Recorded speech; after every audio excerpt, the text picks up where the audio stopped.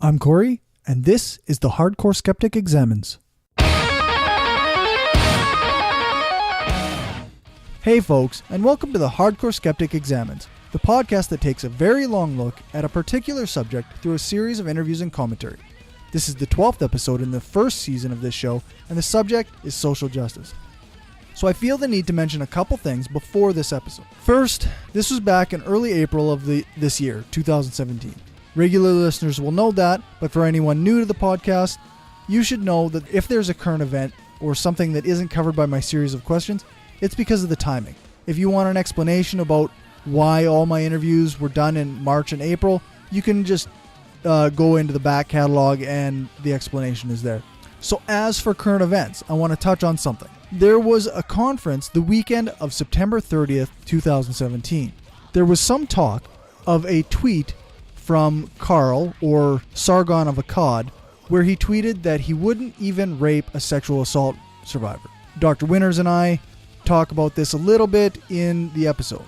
So, just from my perspective, this is obviously not an okay thing to tweet to anyone, but when confronted at the conference, he smugly confirmed that he had done this and received applause from many of the people in the crowd. There's a video circulating where you can see it. This has raised concerns by many about the kind of community that we're creating for atheists and skeptics, and whether women can feel welcome or safe. I'll mention it after the interview, but I have a team of great people working on our next conference here in Saskatchewan, and we're very much focusing on this aspect of the community. We really want to be welcoming to people of color, women, and members of marginalized groups, and we want everyone to feel as safe as they can and as welcome as they can. And we want everybody to be cool and enjoy going to atheist and skeptic conferences. So I mentioned before that Kristi mentioned the tweet in this talk we had. We don't spend a lot of time on it other than to just mention that people like Carl are the reason that feminism is still very important. This is something that I've felt for a while, and I think it bears repeating many times over. So with that said, I want to kind of just say, let's keep moving forward. Recognize that while there are plenty of anti-feminist or anti-SJWs, they are not necessarily the norm, and while they do seem very loud and prevalent in our community right now, they are not the standard. And we can still repair this community and our relationships with each other if we keep pushing forward. So with that said, you can kind of tell where my thoughts lie in relation to feminism and social justice. So despite a reputation I seem to be getting, I think that I'm definitely not true neutral on the subject, but I don't think that takes away from this interview. Kristi was an awesome guest, and for the near hour that we spoke, it flew by. I hope you enjoy it as much as I did.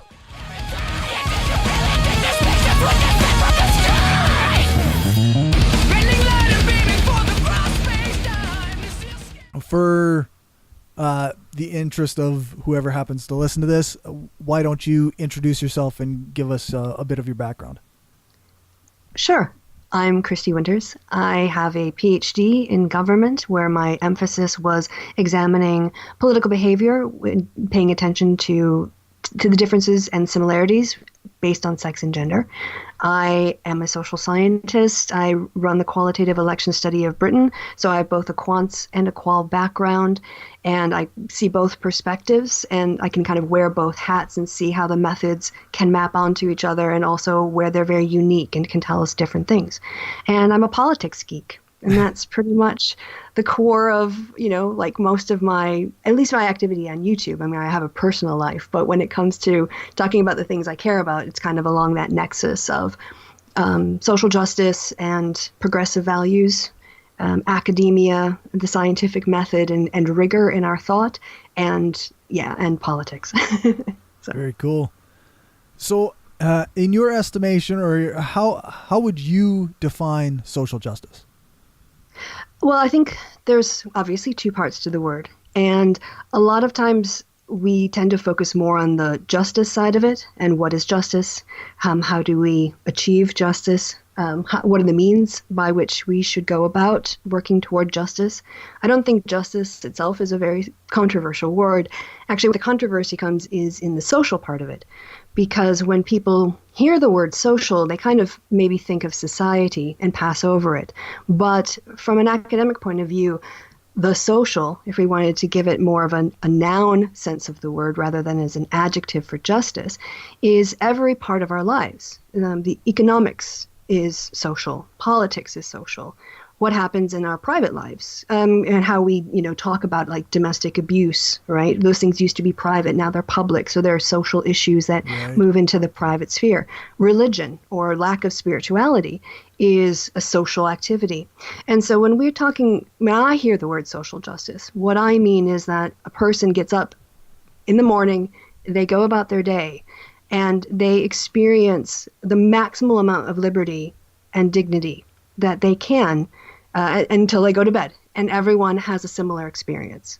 And that's maybe a utopian goal because we're human beings and we have evolutionary instincts and cognitive biases that are hardwired into our brains. But we also are able to reason. And it's always been by appealing to both our humanity and our reason, in my view, that we've been able to move forward as a society. Fair enough. So how do you think different groups fit into that broader social justice, like a Black Lives Matter or feminist organizations? Sure. So what justice is contested. Justice is an abstract concept, and it's underpinned by values. And so what you value will influence what you think is just. And this is what we debate in our societies, especially in democratic societies. Right.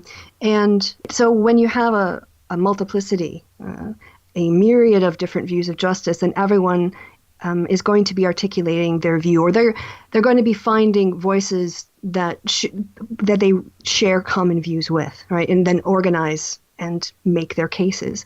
And so a group like Black Lives Matter, if you look at their political agenda, rather than focusing on the extreme instances of people associated with the group, right, like demilitarizing the police. I, as an American citizen, am very concerned about the idea of military equipment from the Middle East being decommissioned because the war were moving out, being put onto the streets of America. Yeah. And the kinds of weapons and body armor. This escalates things. And so I find it very troubling. So I agree with them. When Black Lives Matter talks about having independent commissions to review police shootings, to make sure that they don't happen inside the police departments where the people who are accused of shooting, are working and all their friends are there. I agree with that.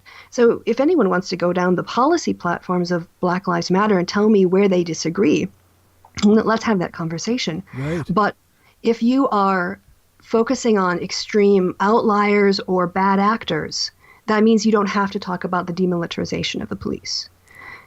So I think that it's, how you have those conversations is very important. Right. Yeah, it does seem to be where the majority of the criticism that I've seen or heard about Black Lives Matter is about, well, in this instance, this person did this thing, and they're a leader in the group.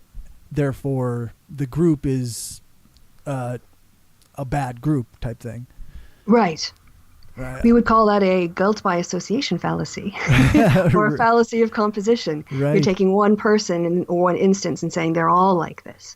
And that's just not the case. And of course the counter of Black Lives Matter is all lives matter. Right. And yet recently there's been a lot of focus in DC about some brown and Black girls who've gone missing, and they had a community meeting about these missing girls. And someone took a picture of a room filled with brown and Black people. And the tweet asked, "Where was all lives matter tonight?" Right. Yeah. It seems like all lives matter isn't it, like you say, like it's almost a reaction, not a true value position. Right. Because, if this was tied to the idea of the things like demilitarizing the police and having body cams on police so that we can see incidents not from descriptions but from the video, then they would have more credibility. But what I instead hear is it's an attempt to silence people Right. and keep everything the same, not actually change the problems that are causing people to say, hey, you know what? Black lives matter too. So. Yeah, it's interesting to think about, like, people who criticize Black Lives Matter haven't actually discussed their platform policies their policies very much, like the things that they're actually advocating for. Right.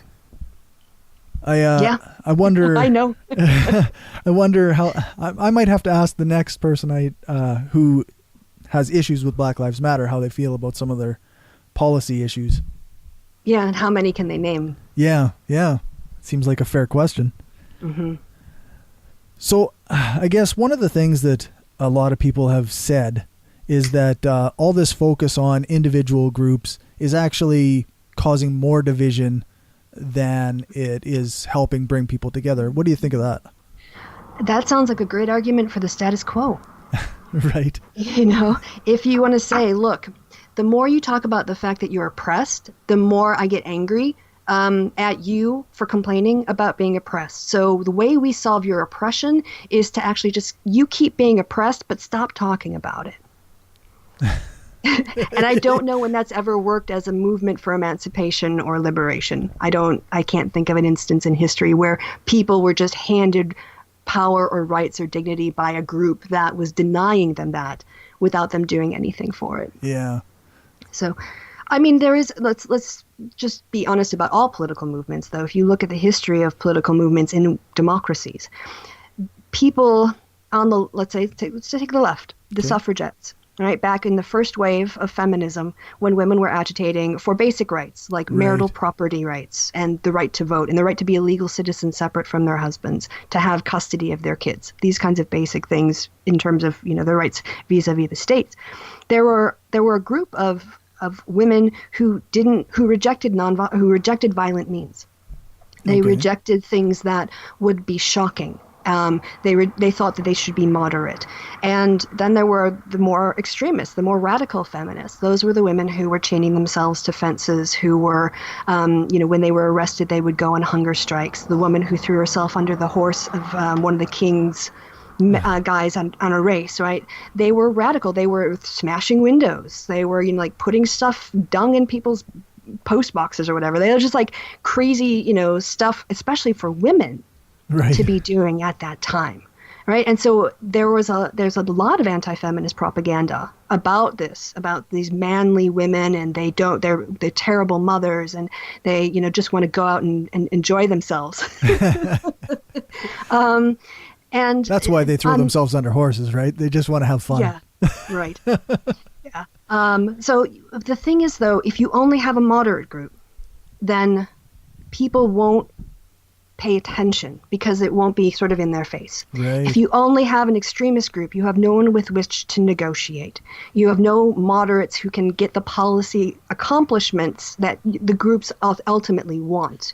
Right? So in every political movement, you are going to have an extreme and a moderate wing, and how they kind of interact and go forward and deal with each other, I think can say a lot about a political movement. Right. But you can't really just have a political movement that doesn't push boundaries. Even the civil rights movement, which people look to and say, why can't Black Lives Matter be more like the civil rights movement? It seems like it was peaceful to us because we didn't live in a South where blacks were put in the back of the bus. Right.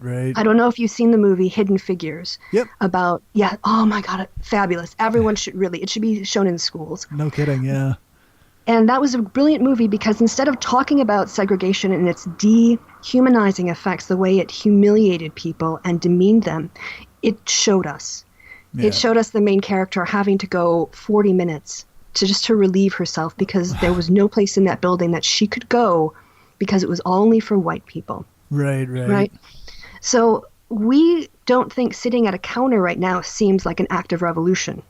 Right. But in the South in the 60s, for young black people to sit at a whites only counter space and then be taunted and be spat on and have food and all of that aggression that they were causing, that was incredibly disruptive to the society at the time. Right. So, we tend to, I think, romanticize the civil rights movement, but people died. Mississippi Burning, if you've seen that movie, the history, there was a lot of violence, especially against the protesters, Right. against the people who marched. And so, I don't know how you have not a revolution. I don't know how you advance on some of these social issues without an extreme and a moderate wing, because it seems to me every time we've had these problems, we've had both wings. So Right. that was a really long answer. I'm sorry. No, that's a great answer, actually. It made me, because often in these discussions, when I'm online, I've had, people talk about civil rights, they talk about Martin Luther King, but they often forget the influence of somebody who, like Malcolm X. Exactly. And his more extreme version of things, and how that helped to influence the movement as a whole. Yep. It kind of brings up questions about like anti-fascist movements or Antifa now, and some of the actions that they take. I guess, what do you think of some of their more extreme actions? Does it just keep it in everybody's faces, or does it make it, does it hurt the movement at all? Well, so I'm an American who's lived in Europe for, oh my God, almost 15 years now. Oh, wow. Right? And I've lived in the UK, and I currently live in Germany. Okay. So when it comes to fascism, the experience of Europeans is different from the experience of North Americans. Right. We didn't live under a fascist regime. We weren't threatened by fascist invasions, the fascist government invading and taking over our country. We didn't have a really strong and out fascist movement the way that you see in some European countries, since the like after the 40s, 50s, 60s, especially 70s and 80s, National Front, for instance. And so what I find is that my European friends are far more tolerant of the idea of punching Nazis. Right. Than my North American friends. It's interesting. My North American friends have the privilege of saying, look, I'm going to restrain from violence, even if someone has a rhetoric that's calling for a genocide or an ethnic cleansing, even a peaceful ethnic cleansing.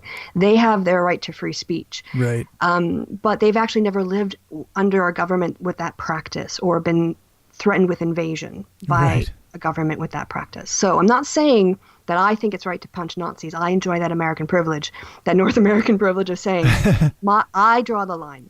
Right. I draw the line at basically, where my nose ends is, I'm not going to go farther than that. It's going to be words.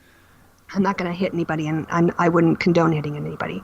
But I can respect the reactions of people who see fighting Nazis as a fight, not as a rhetorical fight. Right. But as a protection of democracy, protection of people's lives, of their property, of not being exported out into camps. When I walk along the streets of Cologne, they're called the stumbling stones. Okay. They're small brass plaques that are set into the sidewalk. Usually what would happen is, if you have an old street with cobblestone, a cobblestone size rock would be taken out, and this plaque is about the same size to be put into it. Okay. And on the name of the plaque is a person who lived at that address and was taken by the Nazis to a camp. Oh, wow. And if they know which camp they were sent to, that information is on there. If they know if they died at that camp in a year, that death is on there. Occasionally, very rarely, I think I've seen one time where a person didn't die in the camps. But I will walk along the streets of Cologne and I will see them dotted along the roads. Sometimes it's 1, sometimes it's 4, sometimes it's a row of 9. Oh, wow. And that's a whole family. Yeah. And so I walk over ghosts every day. And so I understand that if people espousing the same views as those in the Third Reich or advocating or accepting or promoting it, what people in this country went through, not just the victims, but also the civilians, the women and the children who lived in war-torn Germany because of the terrible decisions of their government, the destruction of the city that I now live in, what it was before it was bombed by the Allies, and what it could be now. had these idiots not gone to war. Right. All of it. If punching some idiot, and that, I can understand why people would get that frustrated and say, no, this is a line. Right. This is a line I'm prepared to defend with violence. Again, I don't condone it, but I can understand where they're coming from.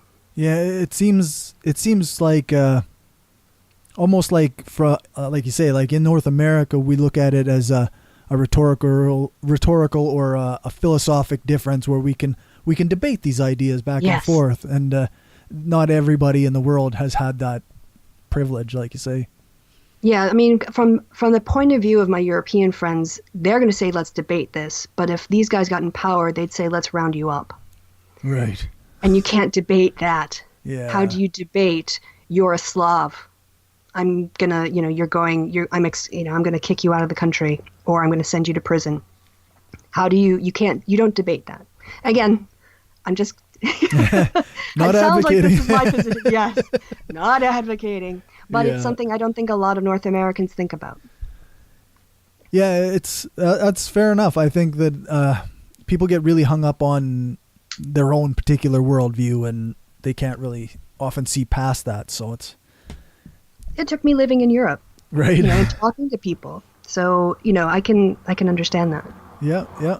That kind of speaks to activism, and I wonder how activists and academia kind of play together in this movement of social justice.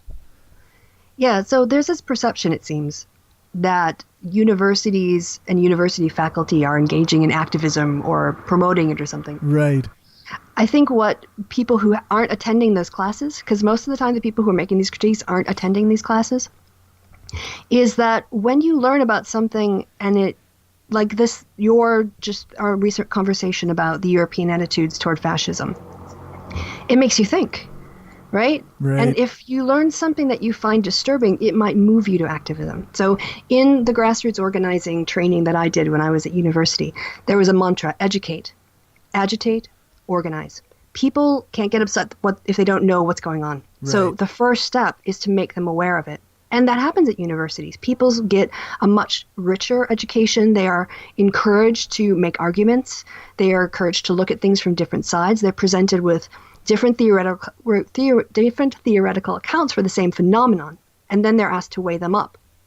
And maybe not pick their favorite, but just say this one's good because of this reason, but it's bad because of this reason. This one's good because of this reason, but it's deficient, and that process can then, especially for people who care about things like human rights and human dignity, inspire in them an agitation to solve problems.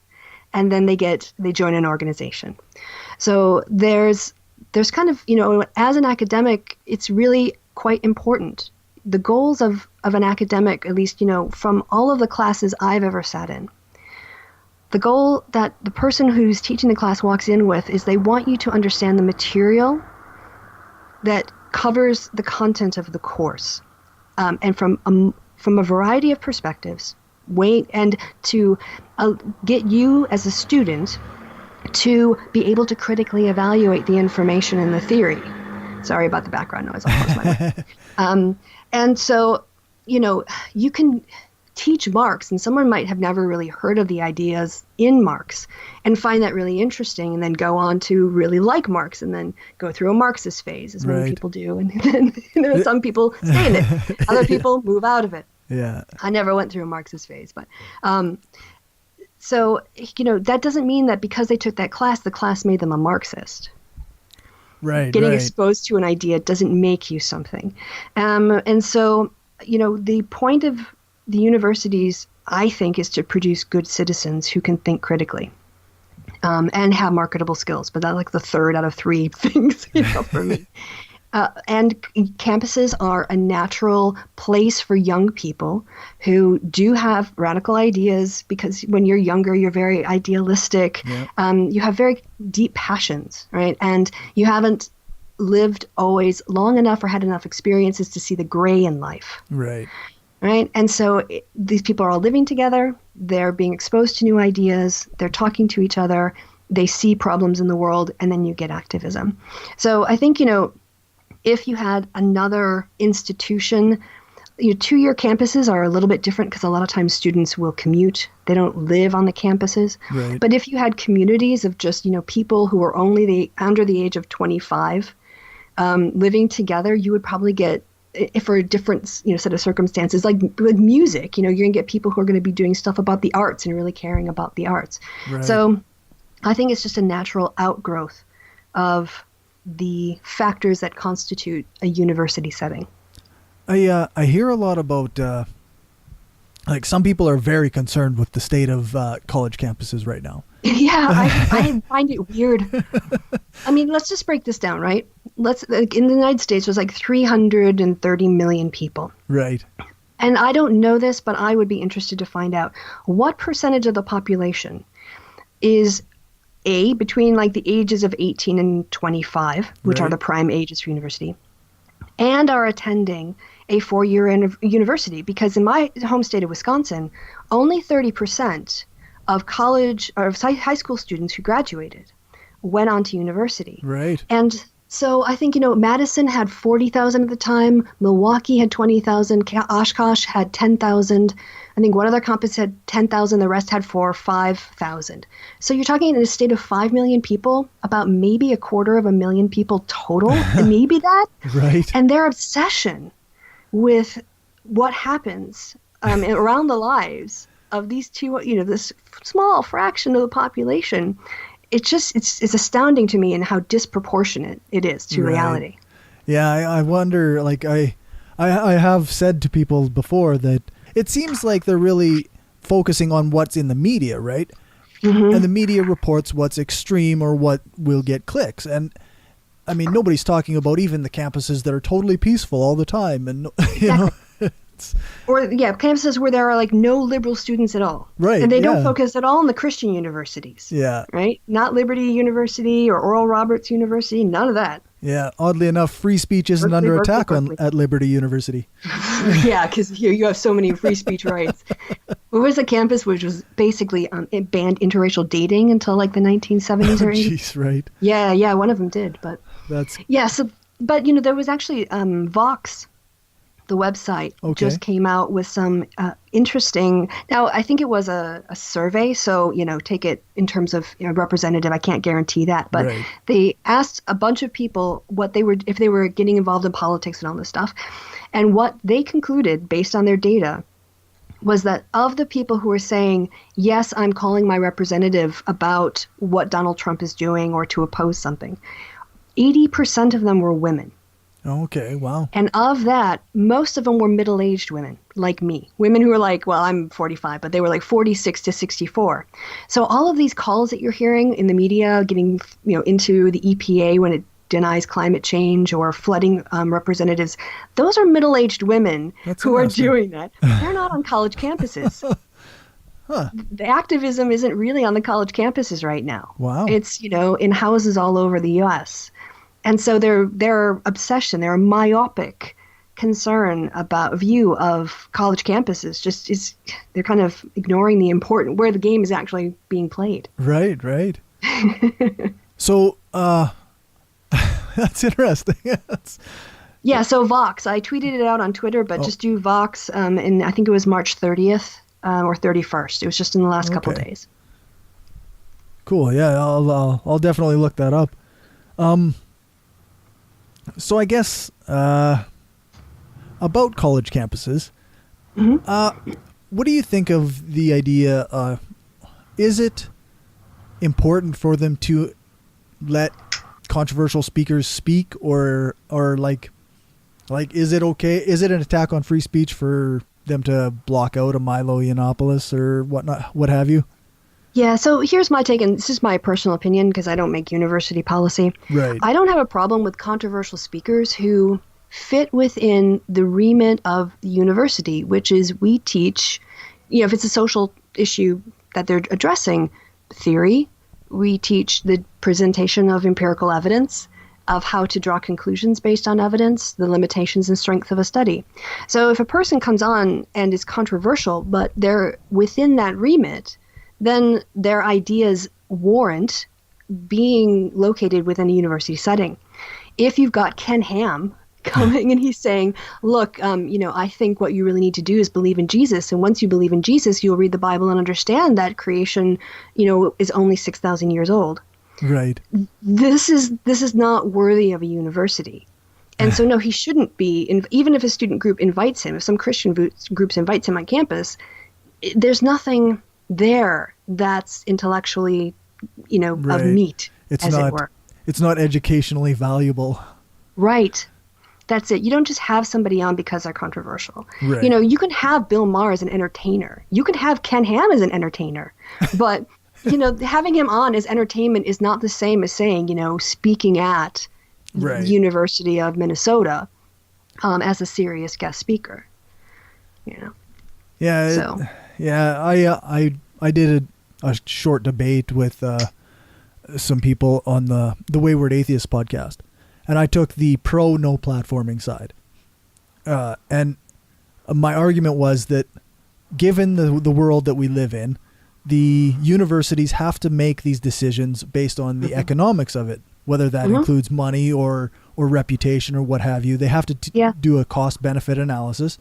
And if it isn't worth having somebody there, then that's the decision they have to make. And that apparently didn't fly very well with some people. But well, and there are business decisions. Milo, as his history shows, jacks up security costs. Yeah. Yeah. And, when he outed that student, a trans student, and basically put them at risk, I think that disqualifies him from ever being on a campus again. Right, yeah. Because if you're going to do anything to threaten student safety, you have no place on university campuses. But there's also the issue, because sometimes people try to conflate this and going, well, universities are a place to debate ideas, and you can't debate the ideas if they're not there. Right. But having Milo come and out a trans student and publicly shame her, I think it was, Yes, thank you. I don't want to misgender the person. He wasn't debating anyone. Right. He wasn't being challenged. He wasn't being asked to produce his sources or to provide, someone raises a counterpoint and he has to rebut it in a certain time period. He was just up there spewing. So that's another thing too. If Ken Ham wants to debate Bill Nye on a university campus, go for it. Yeah. Because that will be worthy of university content. But I can completely also see universities are not public institutions anywhere, well, not at least in the United States.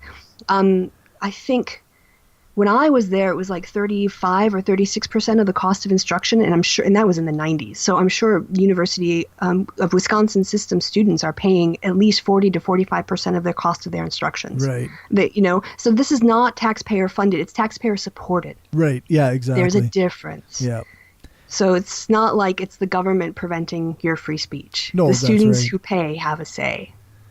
Yeah, I looked into that quite a bit for my debate, and it seems like there's no such thing as a school that isn't at least in some part funded by tuitions. Yeah. So there's still, no matter what, they're still subject to capitalism, right? Yep. They have to do a cost-benefit analysis.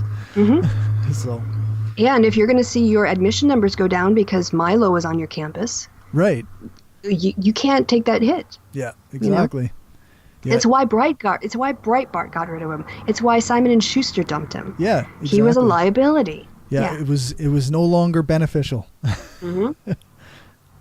Yeah, so it's not just about having random person here that's controversial for whatever purpose.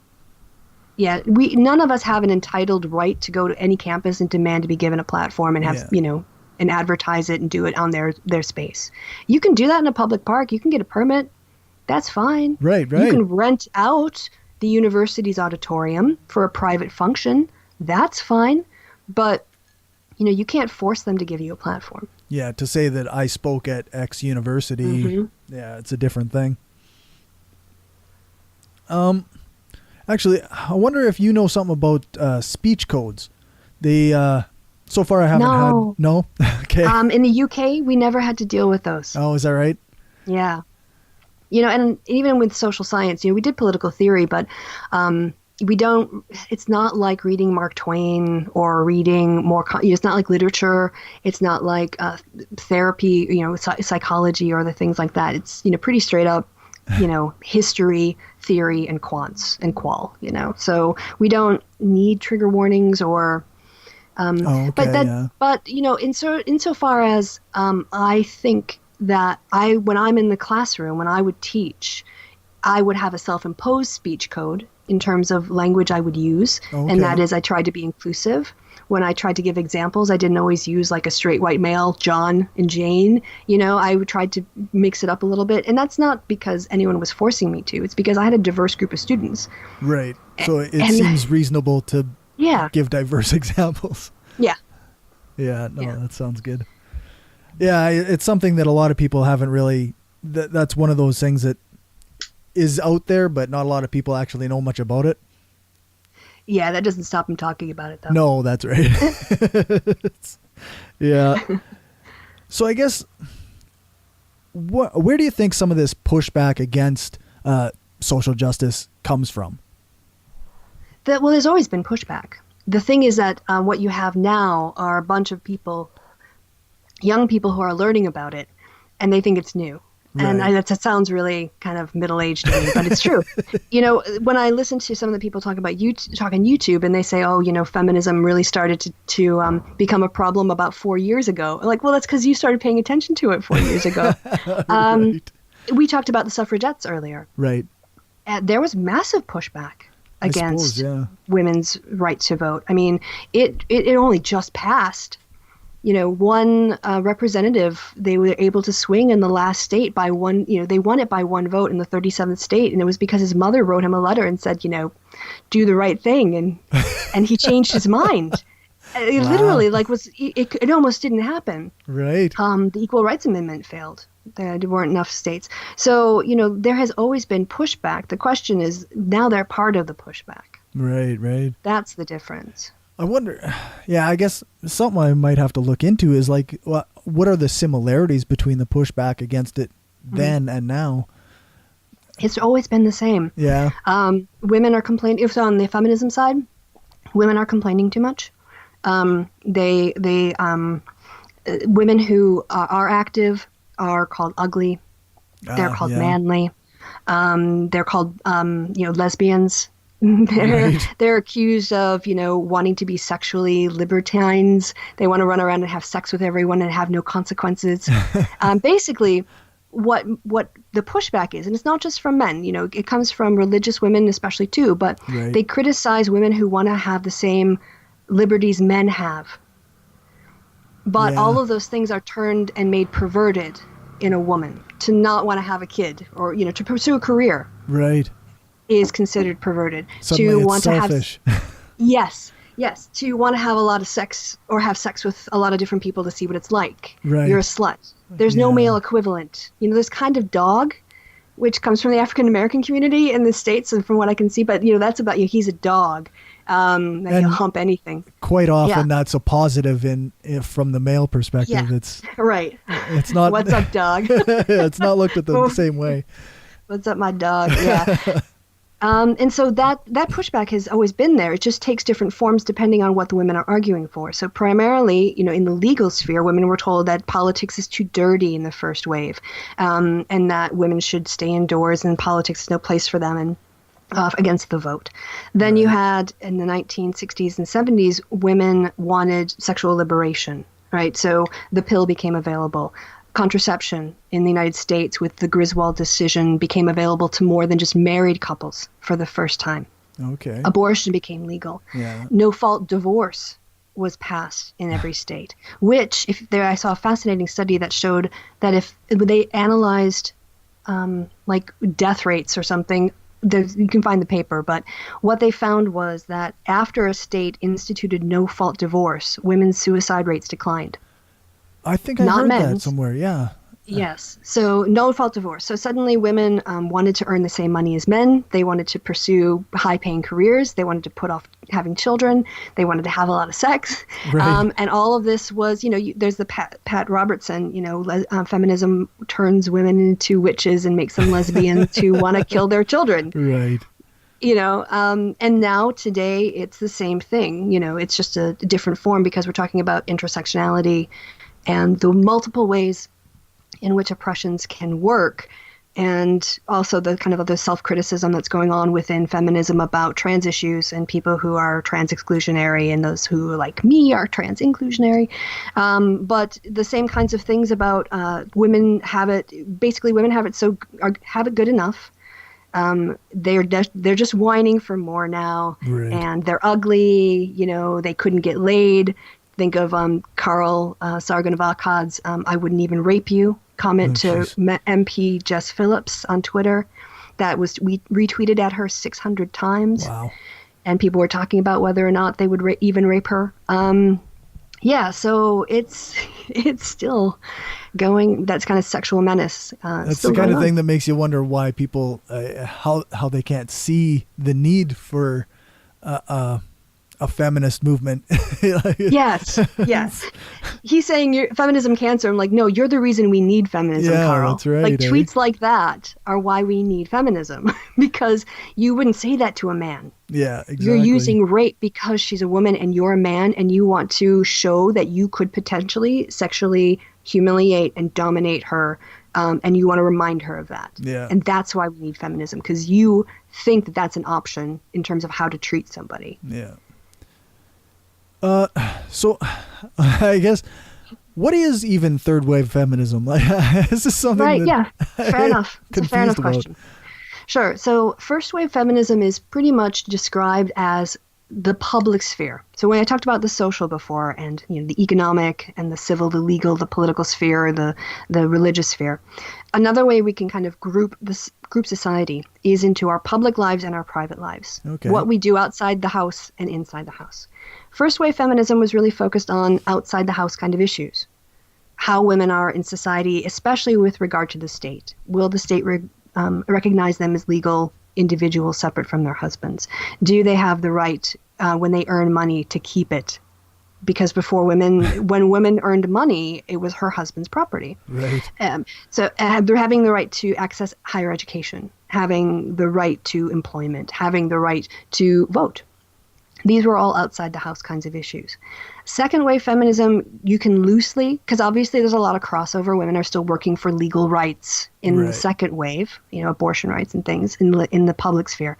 But the second wave, the transformation that happened there was this idea that the personal is political. So if there is domestic violence going on in the house, that's not a private matter, that's a public problem. Right. Right.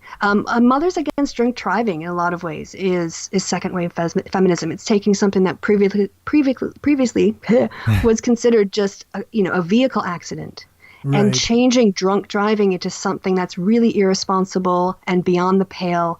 And it was Moms Against Drunk Drivers. That kind of taking on the issue of mothers who had lost children because of people getting behind the wheel intoxicated. That lent it kind of a moral weight, but it was a personal issue, but it had a public policy ramifications.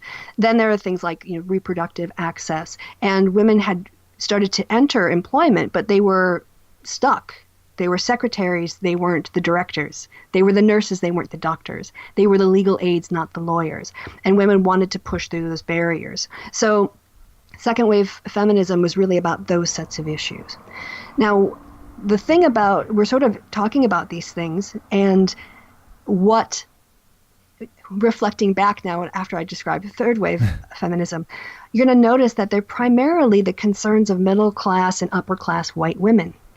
Okay. Who wanted access to education, who wanted divorce rights, who wanted to keep what money they earned or what money they brought into the marriage. Same thing, too, with a lot of the second wave issues. It was still very much from the position of a privileged white woman who was basically worried about sexual discrimination at work and things like that, but didn't have to deal with racial issues on top of sexist issues, or being disabled on top of being a woman or being lesbian. Okay. That wasn't really part of it. Now, to its credit, the National Organization of Women in the 1970s did start to articulate for lesbian women. They sort of adopted a platform and made an explicit commitment to women who are lesbians as equal members of the women's movement, in their women's movement. But critiques of that kind of very singular focus came from well, it wasn't, there was critiques all the, going back, it's not like Black women just kind of woke up and went, hey, you know what? Right. But I guess maybe it was a ripe time or there was a generation ready to hear it, but there were voices that bell hooks and other important thinkers came up and started to say, hey, you know what? It's not just enough to be working on civil rights and working on feminism. We have to understand how Black women's experiences are shaped equally by many things, but both by being Black and by being a woman. And you can't, I can't as a white woman, speak to that experience. I have to give, I don't have to give, but what that person has to have space to speak to her experiences and how she is experiencing things, and what solutions there could be. Right. And I have to listen. And so third wave feminism is trying to understand, here, let me describe it this way. In quantitative analysis, we have what's called an interaction effect.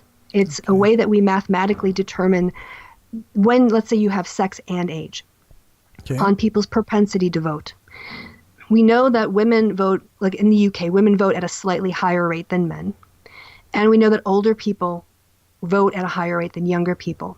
So what we do is we take age and we take sex, but then we take age and sex and we multiply them to get a very special, to get a specific number.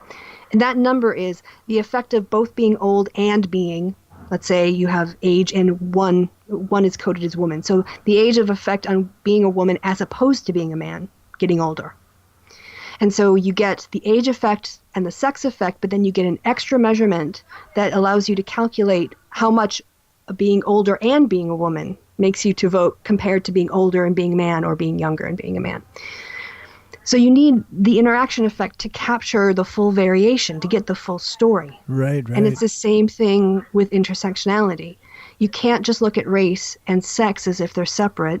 You also have to be able to kind of multiply that extra bit together for the extra information that comes from the two of them interacting. And that's being expanded. It's LGBT in the 1970s was sort of the first part of it. But then you've got issues of disability, you've got trans issues, you've got class issues, you've got age issues, you've got ethnicity, status. Women who are undocumented workers, if they experience certain types of sexual violence and can't go to the police because they're afraid of being deported, you're basically letting these predators get away with targeting and abusing women who are vulnerable. So you have to look at her whole experience that's so different from my experience. If I was assaulted, I would report it to the police. Right. It wouldn't even occur to me not to. Right. That's right. But is she going to be believed? Right. Are the police going to take her seriously, or is she just going to get deported? What's going to happen to her family? Yeah, so that's what intersectionality allows us to do. And actually, because I was thinking about it, the way that intersectional feminism actually can bring men and men's issues to the fore. I was talking earlier about the personal being political. Right. And in the 1970s, let's just take the issue of domestic violence. Because women were becoming politicized about things happening inside the home, before that, domestic violence and abuse wasn't really a societal issue. If you remember back, Jackie Gleason, I think it was, used to have this punchline for the honeymooners. Pow zoom, straight to the moon. Exactly. He was joking about punching her in the face. Yeah. And that was considered, people laughed. It was the hit quote from the show. It's the thing we remember. Right? You couldn't have that today, in part because of the work that was done to raise awareness of domestic violence. Right. Now, because it was women doing it, because it was their experiences, and they were the voices speaking for it, it was gendered, and that was focused more on women's experiences. In this case, solely on women's experiences. Right. But raising the issue of domestic violence and publishing information on what an abuser is like and the signs of abuse made men who were abused, it gave them that information. It raised the awareness. And for some of those men, they would say, well, I'm being abused. Who's there to help me? Right. So I think that is how intersectionality can help men in terms of feminism. Issues like rape in prison. Right. Issues where, younger boys who are 14 or 15 who are sexually abused by an older woman, people will say, oh, he's lucky. I would have loved to screw my Right. teacher when I was 15. He was raped. He couldn't consent. Yeah. And we wouldn't tolerate that. Yeah. Sorry. Go ahead. No. Yeah, exactly. We wouldn't tolerate that it was a 15-year-old girl and a 37-year-old man. Exactly. Right. So it's, feminism kind of brings the issue up, and then we can intersectionally bring men in there to see in men who are victims but are invisible because of patriarchal norms about being strong and tough and not being beaten up by a woman or not being raped, things like that. No, I think you said that quite well. I've had a lot of these discussions with people, and I don't use the word patriarchy. What I always try to say is traditional gender roles, right? Yeah, exactly. Because apparently it's triggering. Yeah, they that's need right. a trigger warning. is triggering. Trigger warning. That's right. Patriarchy. Problematic. We'll just put up a whole bunch of words that safe space. That's right. I really appreciate your time. I feel like we could talk for another hour, but I do have to get going. Of course. I'll ask you a couple questions to finish off, and then I'll get you to plug your stuff. Okay. First, what is something that you wish everyone would realize about social justice? So you want to get going, and now I feel pressure to give an answer. But that's a really deep question. Yeah, I suppose, eh? Yeah. I think what I see, it really comes down to the golden rule. So many of the things that when people are complaining about Black Lives Matter, or they're complaining about a safe space on a university campus, what they're not doing is walking in the shoes of the person who is the person who needs that safe space. Right. Or the other thing, they're only looking at it from the outside. And so I wish that everyone would realize that your experience of justice is your experience of justice. And when other people talk about their experiences of injustice, just try listening to them. Right. And looking at it from their point of view and realize if you can see where they're coming from. Can you get that far? I would be really happy if people just tried to get that far. Right. Just to listen, hey? Yeah. Less talky, more listen. If you had to criticize your own side of things, the pro-social justice side of things, what would be a criticism of that? I think it's kind of like Clinton versus Trump in that I see the other side that's, sort of euphemistically called the rationals, actually being incredibly emotive and using very emotive language and framing things in a way that's confrontational and designed to create outrage and generate more emotions. Right. And we use really academic terms and we define things well, and we try to go through and be very rigorous. And I think what the YouTube community is doing better and better is trying to not speak in a very base way to people, but trying to bring complicated ideas down into a simple language. Right. I think the more we can do that, the more we can speak to people on their level. Sometimes you need academic language. I have a hard time not speaking in academic language. Right. But I suppose that's a burden from actually having an education. Yes. Yes. So I think if we can, maybe like what you said before, instead of saying patriarchy, use an alternative word like traditional gender norms. Find ways around the trigger words. Right. And the hard thing is, then they'll start getting triggered at traditional gender norms. It'll just become, true, yeah. It'll go like from Negro to colored to, black to, how a word no matter becomes where you go, it's suddenly. Yeah, because it's the same thing that's the cause and the problem. So yeah, I don't know. I mean, I think maybe that's about the best. I'm sure there are people who are extreme out there, but the people I know are people in the YouTube community are just genuinely good people, right. And it's more a fault of me really in terms of academic speak than any of them. So really, what I'm saying is, what could you do better, Kristi? And that's more fair, self-reflective. So fair. I shouldn't project it out onto everyone else. No, that's fair. I've quite often I've had to frame that question because of the way the conversation went. I've had to say, what would you say to criticize yourself type thing to some people. So, Yeah. So that's fair. Yeah. Okay. So I guess, where can people find your stuff? My channel is Kristi Winters with a K and an I. It was fashionable for about 5 minutes in the 1970s when I was born. So Kristi Winters, the last name is easy. I do lots of stuff. I do lots of stuff on politics and feminism, and I do some stuff on social science, and I occasionally take the mickey out of anti-feminists. So if all of that or any of it sounds interesting, please come over to YouTube and check out some of my content. I would be happy to see you. Fantastic. Thanks very much for your time. I really appreciate it. I had a blast. Yeah, I think I may focus on feminism in a future project, but so I might come back to you for some of these. Yeah, it'd be things. great. Well, if you ever need a recommendation, just let me know, because I had a fab time. Right on. Thanks very much. You're very welcome. Have a great rest of your day. You too. Thanks. Bye. Bye-bye.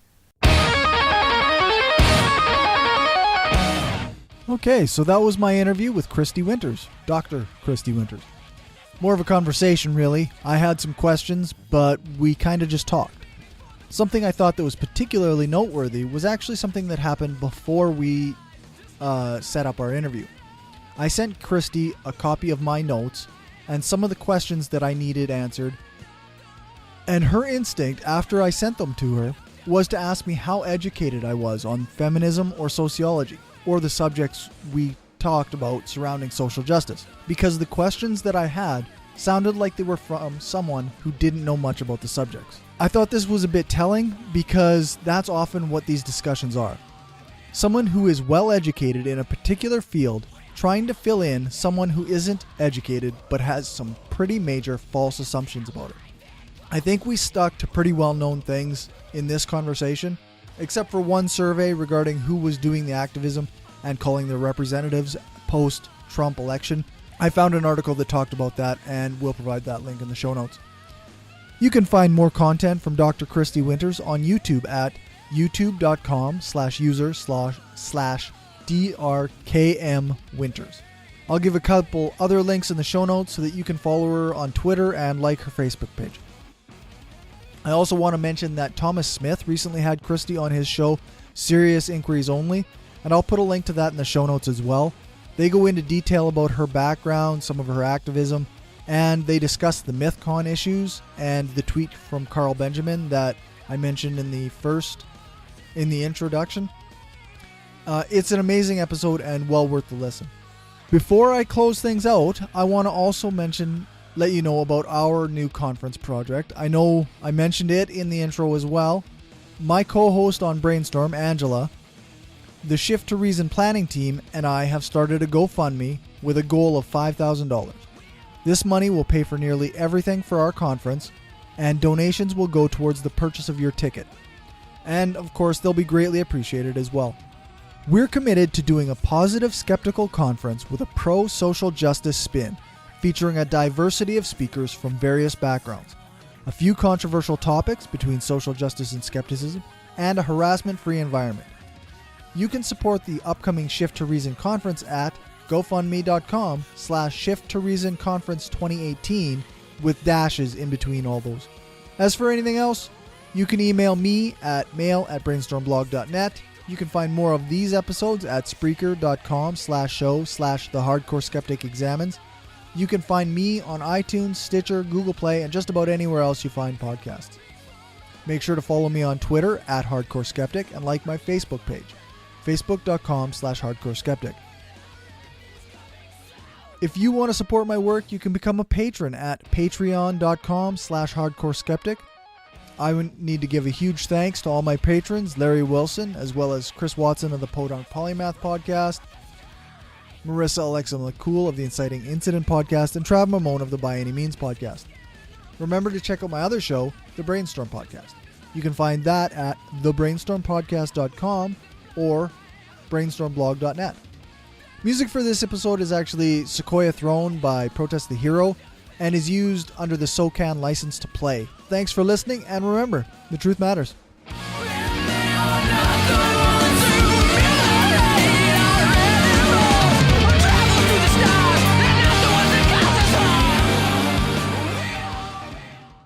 it seems like you're really, I guess, where was I going with this? So I'm sorry, I've kind of lost a little bit of the thread. What was the question? It was just how do different groups fit into social justice? Right. I kind of forgot where we started. Oh, okay, yeah, sorry. See, they're having such a good conversation in the interview. Yeah. This was on anti-fascists and my position on punching Nazis.